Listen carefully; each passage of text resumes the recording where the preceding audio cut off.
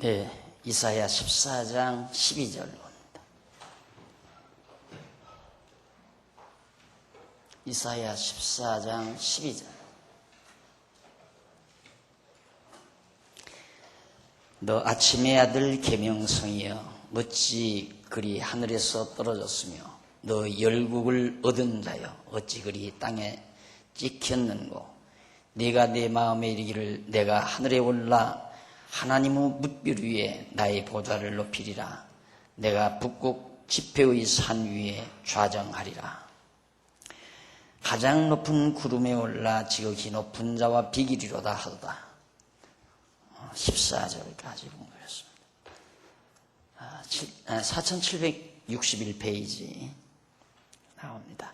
14장 12절로부터 20절까지가 교만한 바벨론 왕의 시신, 죽은 시체가 아주 비참하게 될 것에 대해서 이사야 선지자가 예언하는 내용이 담겨져 있습니다. 그 가운데서 12절로 14절 중간 부분에 보면 나오죠. 12절로 14절 보면 바벨론 왕의 교만한 말을 비웃는 야곱 족속 노래를 예언하는 내용입니다. 야곱 족속들이 바벨론 왕을, 망한 바벨론 왕을 비웃으며 노래하는데 어떻게 노래하는가? 너 아침의 아들 계명성이여 어찌 그리 하늘에서 떨어졌으며 너 열국을 엎은 자여 어찌 그리 땅에 찍혔는고 라는 야곱 족속 노래를 이사야가 예언을 합니다. 이는 물론 여기 아침의 아들 계명성, 이것은 열국을 엎은 자와 같은 대상을 놓고 표현을 달리하는 식입니다. 그러니까 아침의 아들 계명성이나 열국을 엎은 자는 동격인데 같은 대상인데, 즉 교만한 바벨론 왕을 가리키는 말이죠. 그런데 이게 전통 신학에서 이 부분을 천사 타락으로, 그렇게 천사 타락의 성경 구절로 그렇게 이제 정리를 해서 사단의 기원을 설명하는 아주 흉흉한 성경 구절로 사용합니다. 그러니까 바벨론을 가리켜 유다 백성들이, 이스라엘 유다 백성들이 노래를 한 것인데, 그 비참한 모습을 노래한 건데, 그게 이제 아침의 아들 계명성, 이것은 천사를 가리킨 거다. 천사가 땅으로 떨어진다. 천사가 타락해서 사단이 됐다, 마귀가 됐다, 이제 이런 얘기거든요. 얼토당토하는 그런 말. 그러니까 성경을 구조적으로, 논리적인 구조 체계로 보지를 못하고 지엽적으로, 부분적으로 이렇게 잘라서 보다 보니까 아침의 아들 계명성은 천사를 일컫는다, 이런 식으로 자의적 해석을 하는 거죠. 그런데다가 이제 일단은 이 사단은 도대체 어디서 생겼을까? 이지학자들이 참 궁금할 거 아니겠어요? 사단은 도대체 어디서 생겼을까? 하나님이 사단을 지었다고 할 수도 없고, 아마 사단은 어쩌면 천사가 타락해서 아마 사단이 됐을 것이다. 성경에 보니까 아침의 아들 계명성이 땅으로 떨어졌다 하더라.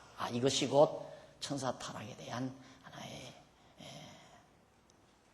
예언된 천사 타락을 말씀하는 하나님의 말씀입니다.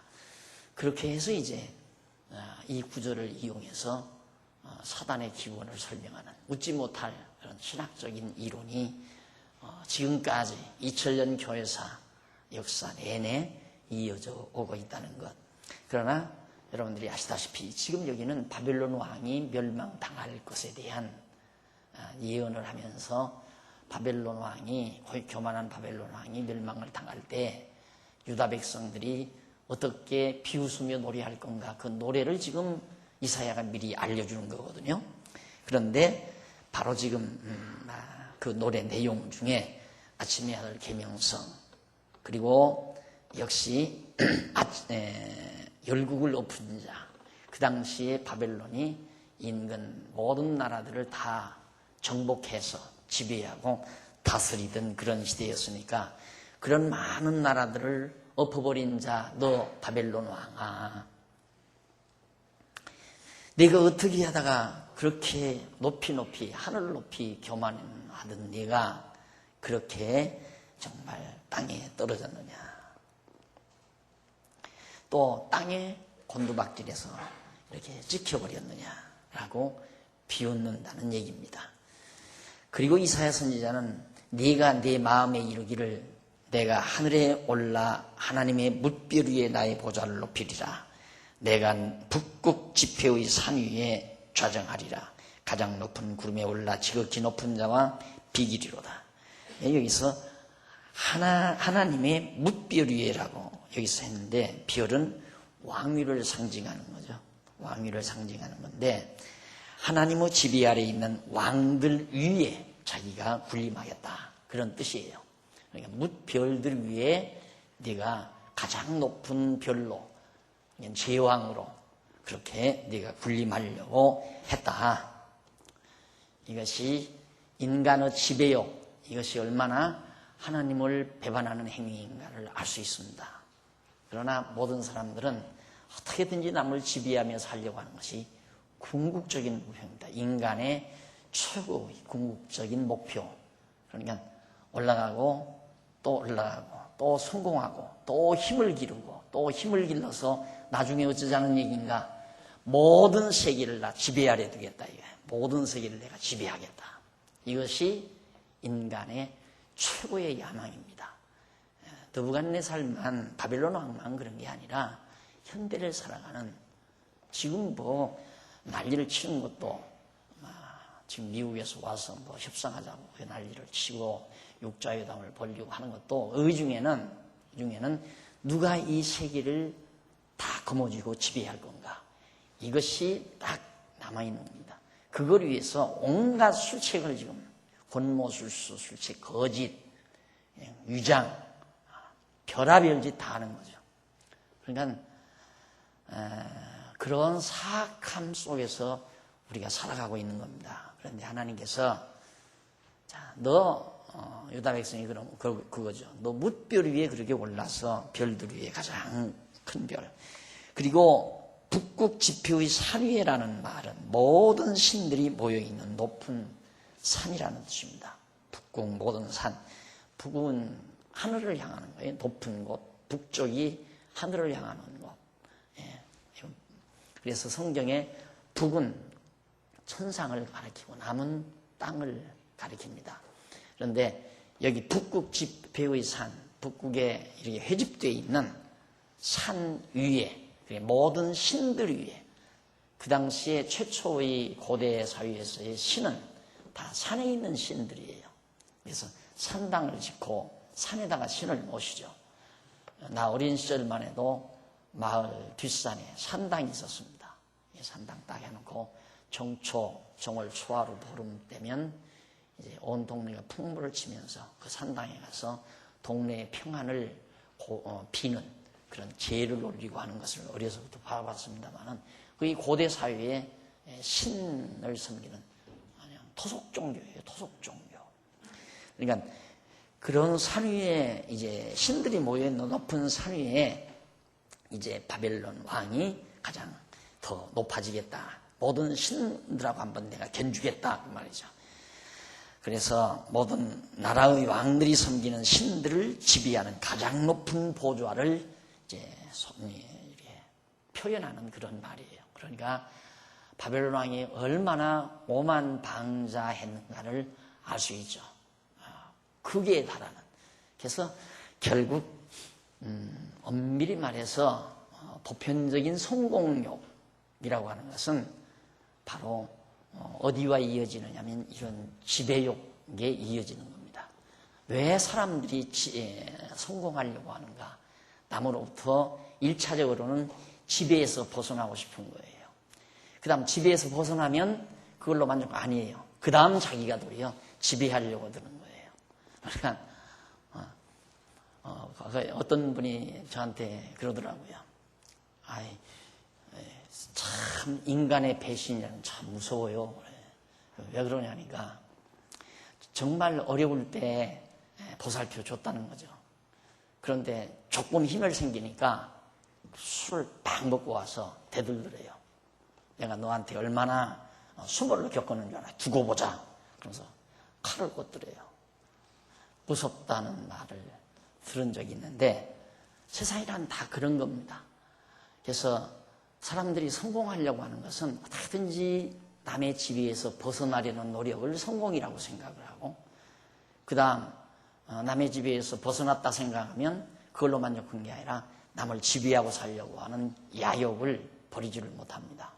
이게 이제 인간 세상을 삭막하게 만드는 그런 요인이 되지는 거죠. 그게 타락성에서 나오는 것들이거든요. 예. 우리가 그리스도 안에서의 삶이라고 하는 것은 남을 지배하려는 삶이 아니라 남을 부추겨주고 도와주고 사랑으로 돌봐주고 함께 기뻐하고, 이것이 이제 그리스도 안에서의 삶의 목표라고 한다면, 인간들의 보편적인 삶의 목표는 어떻게든지 내가 너보다는 성공해서 너보다 더 위대한 자리에, 더 높은 자리에, 그리고 너를 내가 깔볼 수 있는 자리에 그렇게 내가 군림해야 내가 사는 맛이 난다, 이런 얘기거든요. 그래서 이번에 오신 강사 목사님 동양을 굉장히 들추지만은 동양 사상이, 동양뿐만 아니라 서양도 그렇지만 동양 사상의 가장 비열한 사상이 복수 사상, 복수, 끝없는 복수입니다. 예. 중국 영화 같은 거 보면 끝없는 복수극이 벌어지죠. 굉장히. 물론 이제 서구 영화도 그런 것들이 많지만, 인간의 타락성이 조장한 것들인데, 바로 바벨론 왕에게서 그런 모습의 극치를 우리는 볼 수 있게 됩니다. 그래서 역시 모든 나라의 왕들이 섬기는 신들을 지배하는 가장 높은 보좌, 그걸 구름이라고 해서 구름 위에다가 자기 보좌를 펴겠다.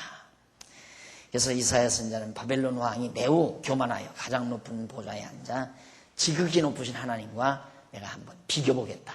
하나님이 힘이 센가 내가 힘이 센가 한번 내가 견주어 보겠다. 그런 어리석은 생각을 하는 이 바보멍충이야 하면서 노래를 부른다는 얘기죠. 그 다음 15절로 20절 보면 바벨론 왕이 시신이 비참하게 된다는 야곱 족속의 노래가 예언됩니다. 어떻게 바벨론 왕의 시체가 비참하게 되는가. 바벨론 왕이 하나님과 같이 높아지려고 했지만은 이제 음부 곧 구덩이의 맨 밑에 빠지게 될 것이라는 야곱 족속의 노래를 예언하죠. 그러니까 아주 하늘 높이 높아가려고 했지만 음부, 가장 높은 수월, 땅에서 가장 깊은 곳에 빠져버릴 것이다. 그러고 노래하는 것이죠.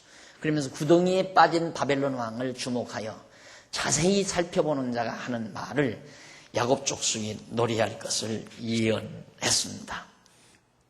거기 이제 16절을 한번 보시면은, 너를 보는 자가 주목하여 너를 자세히 살펴보며 말하기를, 이 사람이 땅을 진동시키며 열국을 격동시키며 17절 세계를 황무케 하며 성읍을 파괴하며 사로잡힌 자를 그 집으로 놓아보내지 않던 자가 아니뇨 하리로다.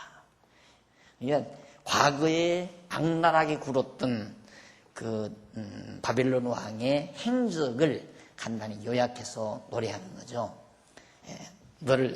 바벨론 왕의 그 처참한 모습, 하늘 높이 오르려고 했다가 땅속 깊이 웅덩이로 나가 떨어지는 그 비참한 바벨론 왕의 모습을 보는 자들이 뭐라고 하냐면, 이 사람이 땅을 진동시키며 온 땅을 막 뒤집어 놨다 이거죠. 진동시키며 열국을 격동시키고 모든 나라들을 흥분하게 만들고 격동시키고 세계를 황무케 하며 성읍을 파괴하며 사로잡힌 자, 백성, 남의 다른 족속들을 다 사로잡아다가 노예로, 포로로 그렇게 잡아가고 놓아보내지 않던 그런 악랄한 그런 자가 아니냐라고 그렇게 노래한다는 얘기죠.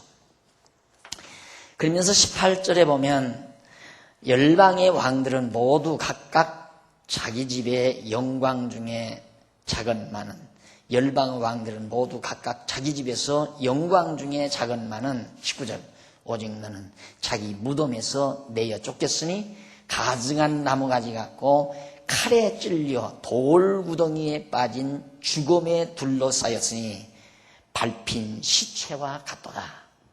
과거에 바벨론에게 지배받고 억울함을 당하던 많은 열방 왕들은 그런 고약스러운 바벨론 왕이 멸망당하니까 편안하게 잠을 잔다 이 말이죠.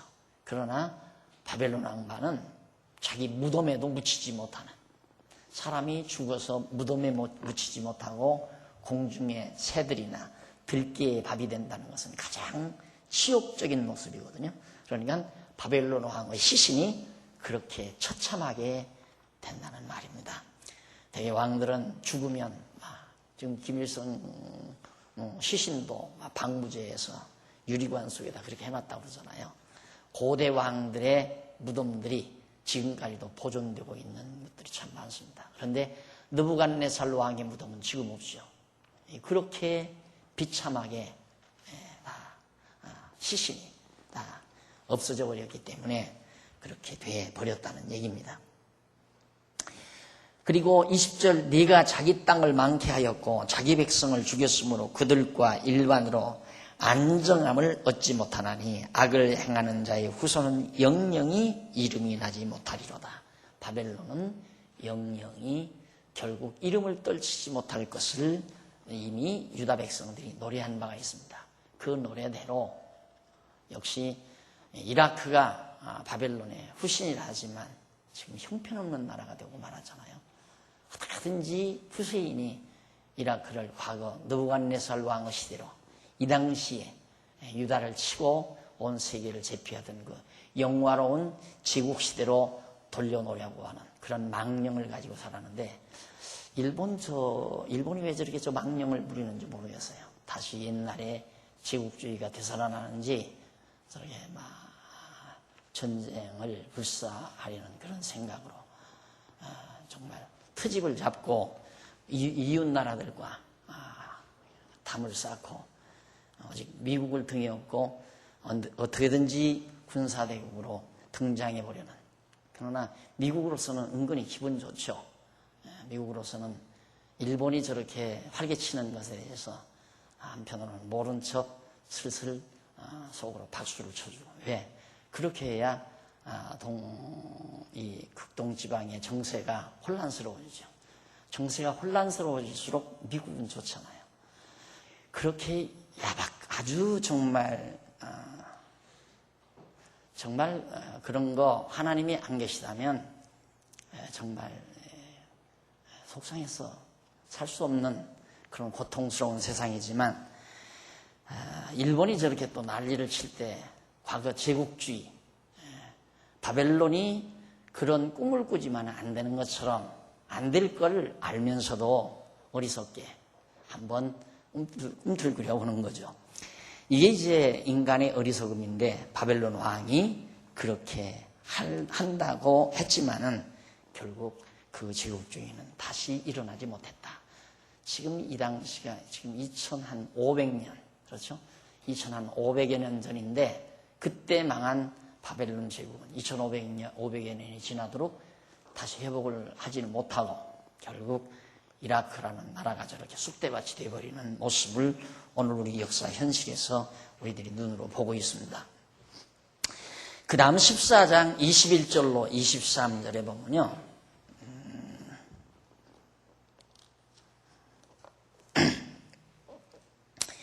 21절 23절에 보면 바벨론 자손을 진멸하신다는 여호와의 언약을 예언합니다.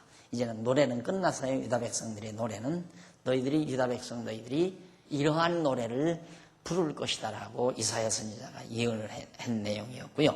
이제는 바벨론 자손을 하나님께서 진멸하시겠다는 여호와의 언약입니다.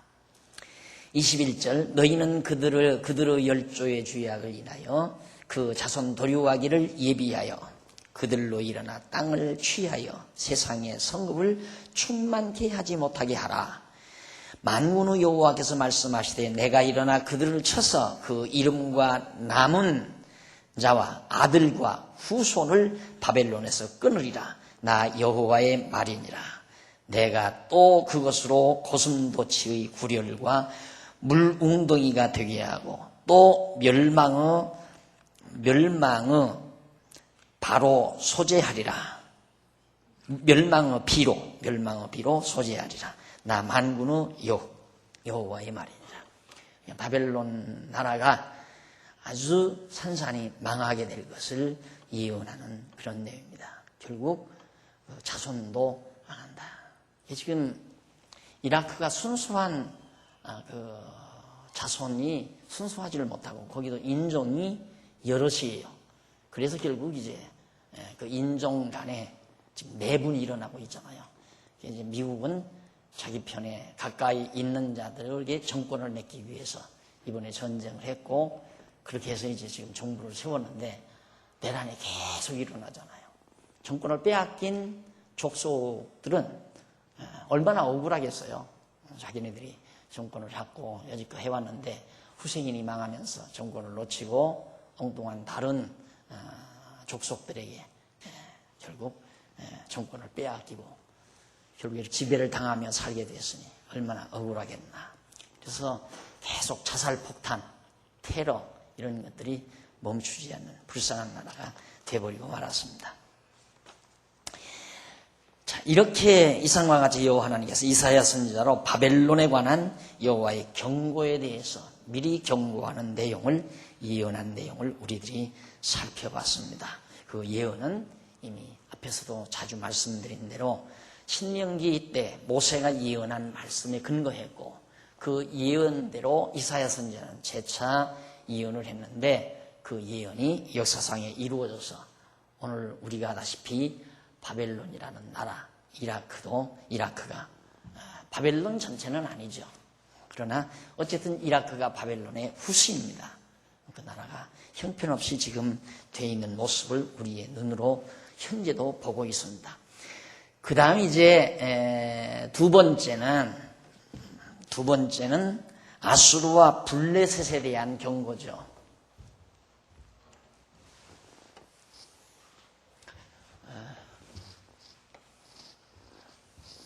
이건 바벨론이고 여기는 아수르고 여기가 이제 블레셋. 블레셋은 이스라엘 역사 초기에 엄청 괴롭히던 민족입니다. 애굽은 물론 이스라엘 형성기, 그러니까 이스라엘 족속들이 번창할 때 여기서 노예 생활하면서 애굽의 학대 속에서 살았댔지만 이 모세를 통해서 이제 홍해바다 건너서 가나안 땅 들어가지고 사사시대에 블레셋이 걸핏만 하면 쳐들어오고 걸핏하면 쳐들어오고, 그래서 엄청 한 200여 년 넘게 블레셋의 고통을 당해왔습니다. 그 다음에 이제 아수르가 이제 북쪽 이스라엘 멸망시켰고요. 그 다음 바벨론이 남쪽 유다를 멸망시키고, 그러니까 이제 바벨론 하나님이 진노했으니까 너 아수르도 가만 안 놔둔다. 너 블레셋도 가만 놔두지 않는다. 그 말이에요. 그래서 아수르와 블레셋에 관한 하나님의 경고의 말씀을 이사야가 예언하는 내용이 바로 14장 24절로부터 32절까지 소개됩니다. 우선 24절에서부터 27절까지는 아수르를 멸해서 이스라엘로 벗어나게 하실 것을 예언하는 내용입니다. 아수르를 멸해서 이스라엘로 아수르에게서 벗어나게 한다. 24절, 만군의 여호와께서 맹세하여 가라사대 나의 생각한 것이 반드시 되며, 여기서 나의 생각한 것, 여기서 하나님의 생각한 것이 반드시 이루어진다. 그 생각이 뭐라고 그랬어요? 로고스라고 그랬죠. 로고스는 하나님의 생각, 사상, 뜻, 계획 이런 것들을 합류하는 그것이 곧 하나이고요. 그래서 이제 그것이 원리다라고 얘기를 하는데, 원리라는 말은 그 원인되는 이치라는 말이거든요. 그게 원리인데, 하나님이 하나님의 생각과 뜻과 사상 계획이 모든 것에 원인되는, 근원이 되는 이치가 되지는 거죠. 그래서 로고스는 구체적으로 설명하면 하나님의 생각, 뜻, 사상, 계획 이렇게 우리가 풀이할 수 있습니다. 그러니까 여기 이제 보면 나의 생각한 것이 반드시 되며 나의 경영한 것이 반드시 이루리라. 하나님께서 무엇을 경영하면 반드시 목적 달성을 한다 이 말이죠. 그러니까 하나님께서 이미 아수르 멸하기로 생각을 했으면 반드시 망한다 그 말이에요.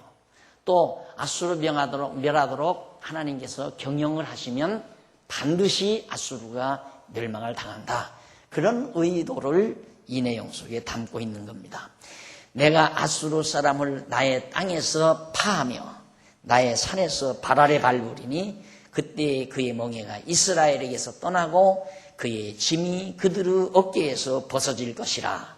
이것이 온 세계를 향하여 정한 경영이며 이것이 열방을 향하여 편손이라 하셨나니 만군의 여호와께서 경영하셨은즉 누가 능히 그것을 패하며 그 손을 펴섰은즉 누가 능히 그것을 돌이키랴. 하나님이 한번 마음 먹고 생각하고 계획했는데 누구가 이것을 계획을 바꿔놓을 자가 있겠느냐. 반드시 그렇게 된다 이 말이죠. 그러니까 지금 실제로 우리가 사는 지금 2500여 년 이후의 모습에서 일대 보십시오. 이건 뭐 허벌판이에요. 사막지 다 망해버리고 다 과거에는 다 살기 좋은 곳이었거든요. 지금처럼 이렇게 저기가 사막이 아니라 너무너무 다 살기 좋은 곳이고 아시리안 문명이 발달했던 아주 좋은 지역이었단 말입니다. 왜 그러냐면 유브라데스 강, 티그리스 강 유역한 이 큰 강을 끼고 있는 그런 지역이기 때문에 이는 엄청난 문명이 발달할 수 있는 소지들이 충분한 지역들입니다. 바벨론이 살고 있는 저 땅, 이라크 땅도 마찬가지고. 그런데 저런 땅이 지금은 다 황폐하게 됐고 사람이 살 수 없는 사막 지역으로. 여러분 그 이라크 전쟁 때 보지 않았어요? 뭐 정말 한시도 서서 살기가 어려운 그런 불모지 아닙니까? 그런데 그 도시들은 이라크의 도시들은 그런 곳이 오아시스와 같은 곳, 조금 물기가 좀 있고 나무들이 좀 자라난 그런 곳에 이제 사람들이 옹기종기 이렇게 모여서 도시를 이루고 살아가는 거니까 나머지 땅들은 형편없고 정말 땅 속에서 기름이 안 나면 굶어 죽을 수밖에 없는 그런 땅들입니다. 하나님께서 결국 아수르도 바벨론도 블레셋도 다 멸망시키겠다는 얘기인데 우선 아수르를 멸망시키는데 반드시 된다 이 말이죠. 하나님께서 한번 그 손을 펴시면 누구도 그 손을 거두어 드릴 자가 없다. 하나님의 정하신 뜻대로 역사가 진행된다는 의미를 강하게 담고 있습니다. 그런데 보면 66페이지 위에서 여섯째 줄 중간쯤 보면요.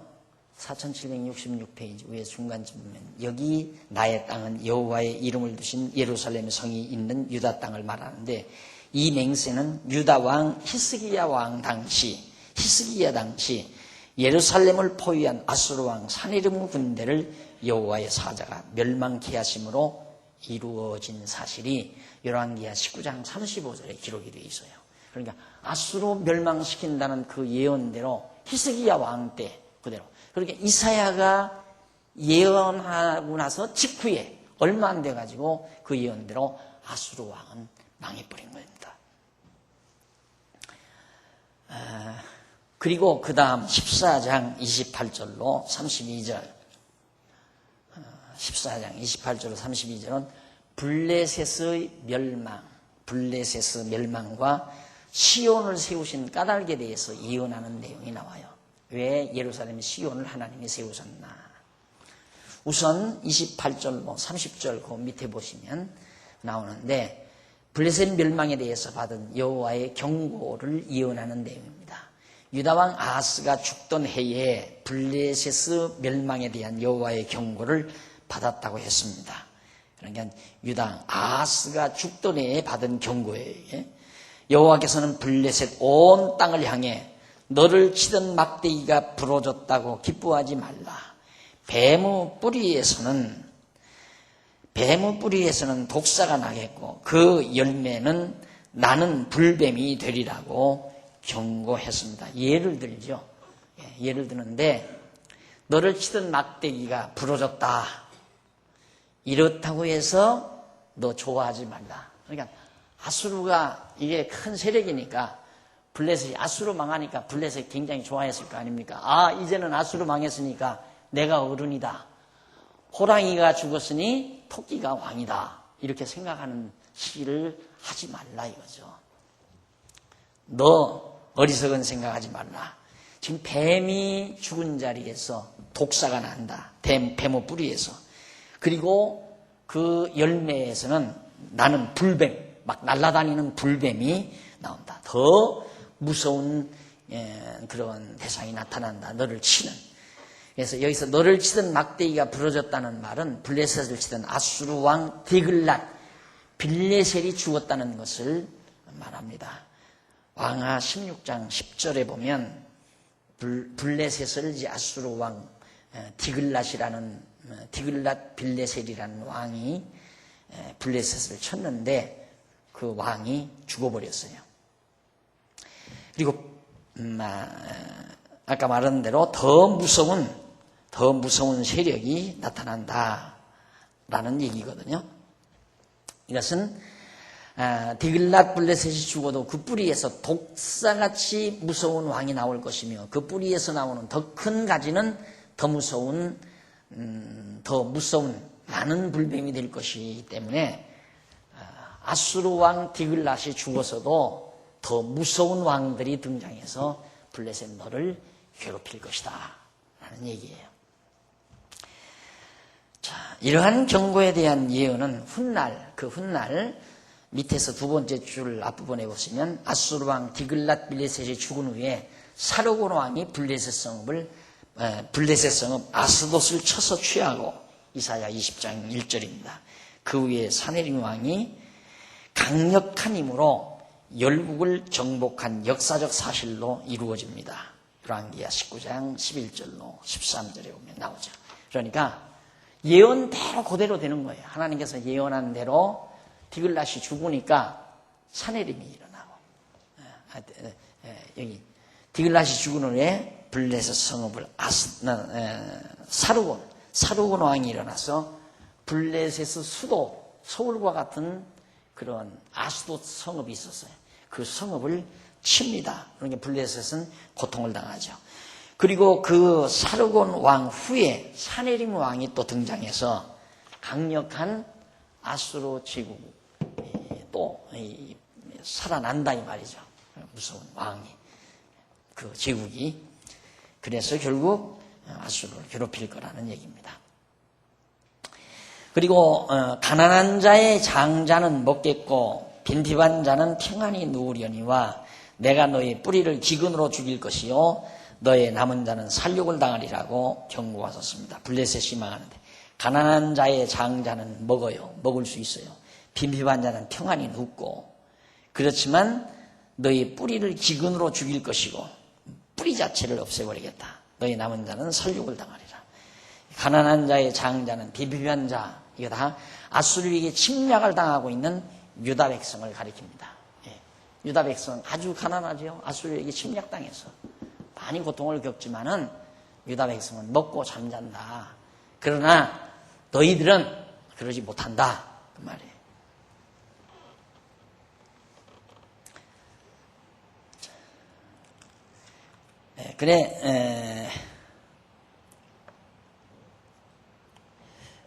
그리고 너의 뿌리는 블레셋 족속의 근본을 가리키는데 여호와께서 아수르에게 침략을 당하는 유다 백성을 먹고 평안히 거하게 되지만 블레셋 족속은 근절되게 하시겠다는 뜻으로 구하신 겁니다. 이것은 물론 하나님께서 일찍이 모세를 통해서 예언한 말씀이 그대로 이루어졌고 이 같은 언약의 근거를 두고 있는 블레셋 패망에 대한 경고를 이사야가 예언을 한 겁니다. 근데 그대로 블레셋도 역시 멸망을 당하게 된 거죠. 그러다가 이제 블레셋이 망하고 결국 이제 남쪽 유다도 예수님 죽인 지역관에서 멸망을 당했는데 그 후에 멸망을 당했는데 블레셋이 이 후손이 팔레스타인 족속 아니에요. 팔레스타인. 블레셋 족속의 후손이 팔레스타인. 지금 팔레스타인이 이 지역에서 엄청 고통을 많이 당합니다. 지금도 이스라엘과 끝없는 전쟁을 치르고 있고요. 그런 고통을 그 후손들이 지금도 당하고 있는 겁니다. 자, 그 다음 이제 이렇게 해서 아수르와 블레셋에 대한 하나님의 진노의 결과를 예언한 내용을 우리가 살펴봤습니다. 그 다음에는 이제 모압에 대한 하나죠. 모압. 여기 하나님의 택한 백성을 여기다 가져다 놔두고 이들 잘못하면 때로는 애굽이, 블레셋이, 아수르가, 모압이, 암몬이 이제 공격을 하고 에돔이 괴롭히고 주변에 많은 가시들 주변에 이게 이제 하나님의 섭리였어요. 하나님께서 저런 악한 족속들을 주변에 놓고 그 한가운데다가 이스라엘 택한 백성들을 데려다 놓고 훈련을 시키는 거예요. 그러다가 하나님께 나중에는 이들을 다 하나님의 택한 백성들 눈으로 보는 앞에서 다 진노할 것을 이사야 선지자로 예언하는 그런 유다 백성에게는 엄청난 위로의 말씀이 되는 거죠. 힘이 되고. 자, 그래서 모압에 대한 경고가 15장과 16장에 나오는데요. 우선 70페이지에 보면 15장 1절로 6절 나옵니다. 모압의 멸망으로 슬퍼한 다음에 부르짖는 까닭을 예언을 해요. 모압의 멸망으로 결국 슬퍼한다. 그리고 왜 부르짖는가? 자, 1절로 4절에 보면 그 가운데서 1절로 4절 밑에 네 번째 줄 모압의 패망으로 인해 모두가 슬퍼하며 두려워한다고 예언하는 내용입니다. 모압에 대해서 경고하는 것은 하룻밤에 모압 알이 망하여 거기 모압에 대한 경고라 했죠. 1절 하룻밤에 모압에 있는 알이라는 도성이 망하며 가장 자랑할 만한 모압의 도성이거든요. 망하여 황폐할 것이며 하룻밤에 모압같이 망하여 황폐할 모압 길이 망하여 황폐할 것이라. 그들은 바잇과 디본 산당에 올라가서 울며 모압은 느보와 메두바를 위하여 통곡하도다. 그들이 각각 머리털을 없이 하였고 수염을 깎았으며 거리에서는 굵은 배로 몸을 동였으며 지붕과 넓은 곳에서는 각기 애통하여 심히 울며 헤스본과 엘르알레는 부르짖으며 그 소리는 야하스까지 들리니 그러므로 모압의 전사가 크게 부르짖으며 그 혼이 속에서 떨도다. 4절까지입니다. 모압의 패망으로 인해서 모두가 슬퍼하며 두려워한다는 그런 내용을 예언하는 내용입니다. 여기 물론 이제 경고라는 말은 예언이라는 말과 같은 얘기입니다. 예언. 경고라는 말은 71페이지 제일 위에 맞사라는 말인데 이런 무거운 짐, 발언, 예언 이런 등의 뜻이기 때문에 경계에서 고하는 예언하는 그런 내용입니다. 아르논 남단에 위치한 모압의 수도라는 것이 민수기 22장 36절에 나와요. 길은 아르 남동쪽에 있는 거대한 바위 위에 요새화되어 있는 성읍입니다. 그러니까 아주 군사도시라고 보면 돼요. 길은 바위 위에 높은 곳은 이제 군사도시처럼 그렇게 만들어 놓은 것이고, 그리고 알은 모압의 수도, 서울과 같은 그런 곳입니다. 이것들이 다 망한다 이 말이죠. 그러면 수도가 망하고 군사도성이 성읍이 망한다면 나라는 망하는 거죠. 망한다. 그래서 순식간에 모압의 수도와 견고한 요새가 다 망하여 황폐할 것이라는 그런 뜻으로 예언한 거예요. 그리고 그들 곧 모압 족속은 바잇과 디본 산당에 올라가서 울며 모압은 느보와 메두바를 위하여 통곡한다고 예언했죠. 근데 여기 바잇이라는 지역은 현재까지 어딘지 그냥 완전히 망해서 흔적을 못 찾아요. 흔적조차 없어가지고 그 위치를 정확히 알 수가 없습니다. 그리고 디본은 아르논 북쪽으로 가까운 지역에 모압의 신 그모스의 산당이 있는 곳입니다. 종교 도시죠. 쉽게 말하면 그모스, 모아브 신은 그모스인데 그 그모스 신을 잘 모셔 있는 그런 도성이니까 얼마나 유했겠습니까? 그 당시의 나라들은 자기네들의 신이 나라를 지킨다고 생각했기 때문에. 그런데 거기도 다 망한다라는 얘기입니다. 그리고 느보는 헤스본 남쪽에 위치한 성읍이고 메드바는 느부와 디보노 중간 지점에 위치한 성읍입니다. 이런 것들을 보면 모압 족속이 패망으로 인해서 그모스의 신을 찾아가 울며 패망할 성읍들을 위하여 통곡한다는 뜻입니다. 자, 이제 수도가 망하고 군사도시가 망하게 되면 모압 족속들은 어디로 갑니까? 신전이 있는 곳으로 갈 거 아니에요. 신전이 있는 도성에 가서 이제 나머지 많은 도성들, 모압의 도성들이 다 망할 것을 내다보면서 여기서 백성들이 통곡하고 울게 된다라는 그런 예언을 미리 해주고 있습니다. 그 다음에 이제 그냥 우는 게 아니라 아주 그냥 머리털을 없이 하였고 수염을 깎고 이것은 통곡, 비통함을 극도로 표현하는 머리를 다 깎고 수염도 다 깎고 창피를 무릅쓰고 그렇게 굵은 베옷을 동이고 실 앞에서 마구 울어대는 통곡하는 그런 비참한 모습을 극도로 표현한 내용들이죠. 그리고 모아브 패망으로 인해서 그 족속들이 옥상이나 광장에 모여 매우 슬퍼한다는 뜻입니다. 헤스본과 엘르알레는 부르짖으며 그 소리는 야스까지 들리리니 그러므로 모아브 전사가 크게 부르짖으며 그 혼이 속에서 떨도다라고 그렇게 예언을 하죠. 그래서 헤스본과 엘르알레는 북쪽 이스라엘 사해 북단 동쪽에 위치한 곳입니다. 북단 동쪽. 그러니까 사해바다가 여기가 이게 사해바다 아니에요? 북단 동쪽이면 이쯤 되는 거죠. 그 지역에 있는 이제 지역들인데 이들 성읍들이 부르짖으며라는 말이 소리 지르다, 선포하다, 소집하다 등의 뜻으로서 군대를 소집해서 전쟁을 선포하며 소리 지른다는 그런 말이에요. 그러나 모아브 전사가 크게 부르짖으며라는 말을 바로 손상하다, 소리치다, 파괴하다 등의 뜻으로서 침공을 당하여 놀라서 소리친다는 말입니다. 결국 여기서 모압 족속들이 막 군대들을 소집해서 전쟁을 하려고 했는데 거기서 다 망하는 거예요. 그러니까 마구 완전히 얼마나 대성통곡하고 소리를 지르는지 그 소리가 멀리까지 들려갔다 하는 그런 뜻에서 야스라는 근처에 있는 성이죠. 거기까지 막 그 전쟁을 선포하며 부르짖는 소리가 다 들려 퍼지게 됐다 그런 얘기예요.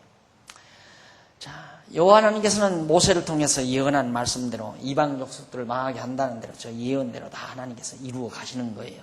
그 다음 5절로 6절에 보면 72페이지 나오죠. 5절로 6절 거기 보면 자기와 이사야 선지자 자기 자신과 모아브 귀인들이 부르짖는 까닭에 대하여 예언하는 내용입니다. 이사야 선지자는 자기 마음이 모압을 위하여 부르짖는다고 하면서 모아브 귀신들은 소알과 에글랏 슬리시아로 도망하여 울며 루깃 비탈길로 올라가며 호로나임 길에서 패망을 부르짖는다고 예언을 했습니다. 아주 어느 성에서 어느 지역에서 어디로 가면서 어떻게 울면서 어떻게 소리 지른다. 이사야가 그걸 일일이 다 자세하게. 내가 지난번에 말씀드렸죠. 그냥 모압이 망한다. 이게 아니고 어떻게 망하고 어떤 현상이 일어나고 어떤 통곡이 일고 어디에서 어떻게 무슨 이유로 통곡하며 어느 길로 가면서 소리를 지를 것이다. 이렇게 하나님께서 자세하게 예언하게 하는 것은 얼마나 하나님께서 그래서 누가 그의 마음을 알며 누가 그의 모사가 되었는고 모사 사도 바울이 그 말을 하죠. 누가 그의 모사가 되었는고 그 치밀하게 일을 계획하는 그런 자가 누가 됐는가? 아무도 한 자 없다. 하나님이 그렇게 일을 치밀하게 다 계획하셔서 일일이 그렇게 다 섭리해 가신다. 그런데 이제 그 섭리하는 방법들이 우리 인간의 눈으로 볼 때에는 예를 들어 어떤 일의 원인에 의해서 흉년에 의해서 이게 원인이죠. 어떤 결과가 나오는가? 피난을 가요. 루시. 흉년에 의해서 피난을 가요. 피난을 가서 피난 간 그 원인에 의해서 결국은 거기서 자손이 망해요. 죽어요. 사망. 자식들이 사망해요. 그 결과 이제 정말 루스의 가정이 대가 끊기죠. 절대. 그리고 다시 예루살렘에 풍년이 와요. 풍년이 오니까 다시 예루살렘으로 귀향을 해요. 그래서 귀향 가서 친척과 결혼해서 다윗을 낳아요. 내가 왜 이걸 예로 드느냐면 지난번에 내가 가능만 얘기를 안 하려고 그랬는데 그 책 하나가 인간의 축복이라는 책인가요? 제목 자체가 제목 자체가 너무 유치한 것 같아서 안 읽다가 딱 보니까 룻기 강에 서더라고요. 근데 이제 이런 것들이죠. 쉽게 말하면 흉년이 들었을 때의 상황을 막 가능성 있는 상상을 하는 거예요. 그 상상의 나래를 쫙 펴지.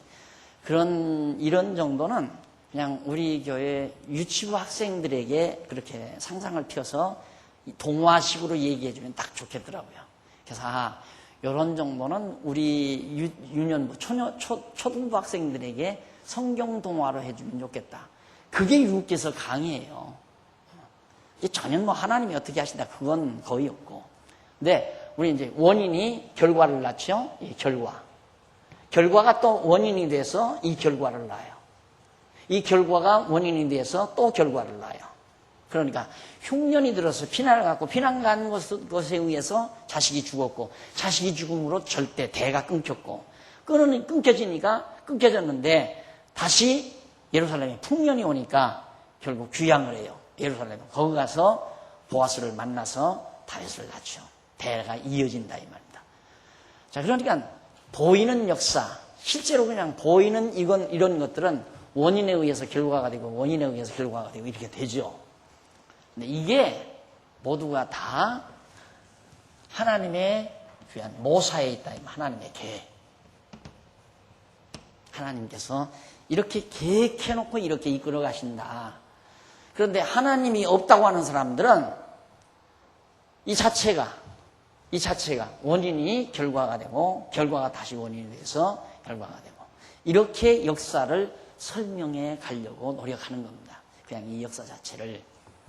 이제 하나님이 역사를 주관한다고 해서 우리 인간들이 원인 결과 이걸 무시하는 게 아니라 하나님은 그런 원인에 의해서 이런 결과를 낳게 하고 그 원인이 다시 결과가 원인이 돼서 또 그 다음에 결과를 낳게 하고 이러면서 역사를 이끌어가도록 하나님이 모두를 계획한 거예요. 그러니까 흉년도 계획한 거고 피난도 사망도.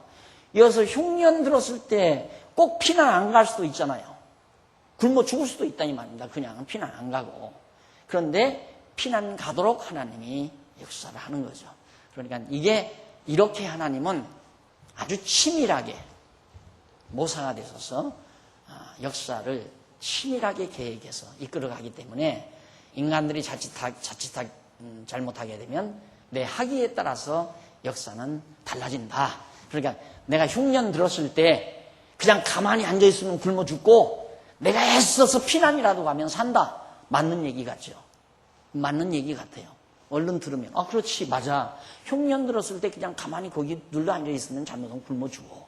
그러나 노력을 해서 피난을 가면 살 수 있다. 그러니까 내가 노력해서 피난 가야지. 이래서 인간 의지가 발동이 되는 거거든요.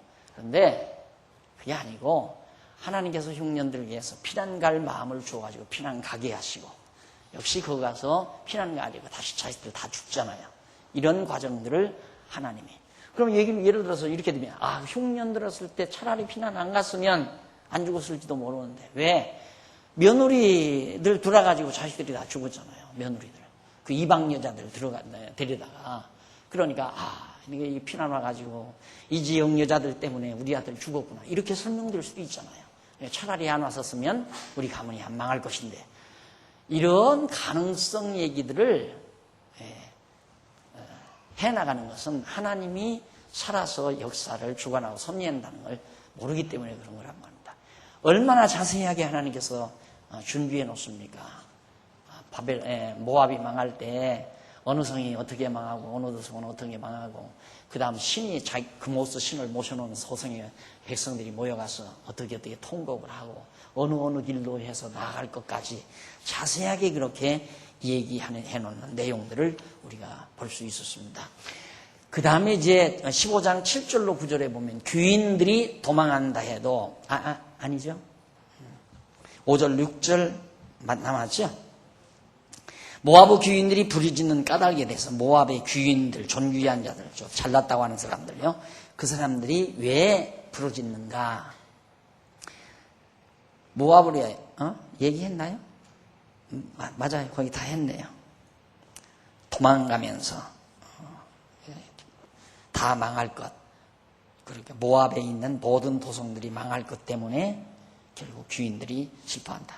그리고 도성만 망하는 게 아니라 귀인들이 도망한다 해도 재앙을 더 내리겠다. 어차피 도망가도 망한다 이 말이에요. 7절로 9절에 나오는 얘기입니다. 그러므로 그들이 얻은 재물과 쌓았던 것을 가지고 버드나무 시내를 건너리니 이제 돈 가지고 피난 가거든요. 이민가 살기 위해서 이민가 버드나무 시내를 건너서 이는 곡성이 모압 사방에 들렸고 슬프이 부르짖음이 에글라임에 이르며 부르짖음이 부엘 엘림에 미치며 디몬 물에는 피가 가득함이로다. 나라가 전부 망하고 도성들이 다 망하고 도성들이 망해서 통곡하는 소리가 여기서 들리고 사람 죽은 피가 신이 흐르고 이걸 보고 안 도망갈 귀인들이 어디 있어요? 다 잘난 사람들, 권력 가지고 있는 사람들, 돈 몽땅 가지고 금은 모아 싸가지고 살기 위해서 도망을 가는데 그럴지라도 나오잖아요. 그럴지라도 내가 디몬의 재앙을 더 내리되 모압의 도피한 자와 그 땅의 남은 자에게 사자를 보내리라. 멸망의 사자를 도피한 자에게도 보내고 그 땅에. 그러니까 머물러 있어도 멸망을 당하고 도망을 가도 멸망을 당한다. 하나님께서 멸하기로 작정을 하셨기 때문에 그런 얘기죠. 자, 그 다음 시간에는 16장 1절로부터 살피기로 하고 오늘 강의 여기서 마무리합니다. 기도하십시다. 자비하신 아버지 하나님, 치밀한 계획과 모사를 통해서 역사를 섭리해 가시는 하나님 아버지, 살아계셔서 지금의 역사도 그렇게 이끌어 가시는 줄 저희들이 믿기에 우리의 마음에 평안함을 얻고 누리며 살아갑니다. 어리석은 욕망도 우리들이 저버릴 수 있고 야망도 저버릴 수 있고 이루지 못할 허탄한 꿈도 가지지 않을 수도 있는 이 놀라운 은총을 하나님의 말씀을 통해서 저희들이 받게 됐습니다. 하나님 아버지, 우리 마음속에 이루어진 이 평안함 잃어버리지 말게 하시고 유지하면서 하나님의 뜻을 우리들이 지그시 살펴보며 살아계신 하나님을 발견하고 그 하나님을 경외하는 삶을 살아가도록 은총 베푸시며 모든 범사에 하나님을 인정하며 사는 슬기와 지혜를 우리 모두에게 허락해 주시옵소서. 돌아가는 발길 지켜주시고 다시 주 안에서 만날 때까지 귀한 권속들과 가정 위에 주의 평강이 함께해 주시옵소서. 예수님의 이름으로 기도드립니다. 아멘.